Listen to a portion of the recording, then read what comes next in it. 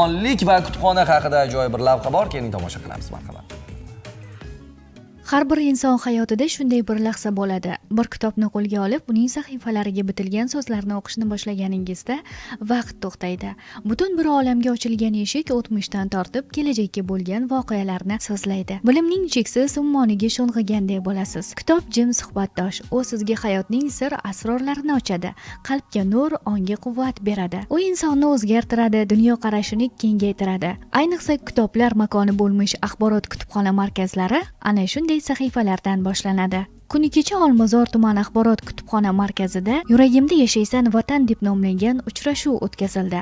Bu tadbir yosh qalblarga vatan tuyg'usini jo etish, ularni milliy g'urur va san'at bilan sug'orishga qaratilgan samimiy uchrashuv bo'ldi. Tadbirda san'atimizning zabardast namoyandasi, O'zbekistonda xizmat ko'rsatgan artist Abdurahim Lapasov bilan suhbat bo'ldi. U o'zining boy hayotiy tajribasi, san'at yo'lidagi mashaqqatli izlanishlari va vataniga bo'lgan cheksiz muhabbati haqida o'quvchilarga so'zlab berdi.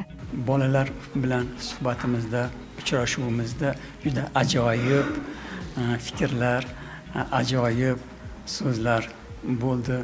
Bolalar bizga o'zining she'riyatdan yodlagan she'rlarini, o'zlarining fikrlarini, o'zlarining savollarini yo'llashdi. Unga biz javob berdik. Albatta bugungi tadbir qiziqarli va ajoyib ko'ngildagidek o'tdi.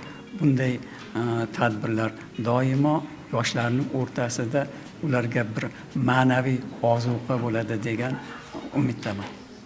Uchrashuvda 133-maktabning o'quvchilari faol ishtirok etishdi. Bu uchrashuv avlodlar o'rtasidagi ko'prik, yurakdan yurakka o'tgan samimiy suhbat bo'ldi. Yuragimda yashaysan vatan. Bu har bir o'zbek farzandining qonida jo'sh urgan tuyg'u. Uning har bir nafasida mujassam bo'lgan buyuk kuchdir.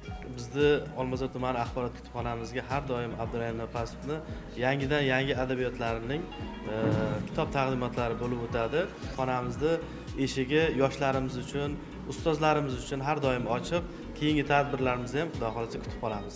Shunday tadbirlar orqali yoshlarimizning qalbida vatan tuyg'usi yanada mustahkamlanib, ularning ongida milliy g'urur va fidoyilik mujassam bo'ladi.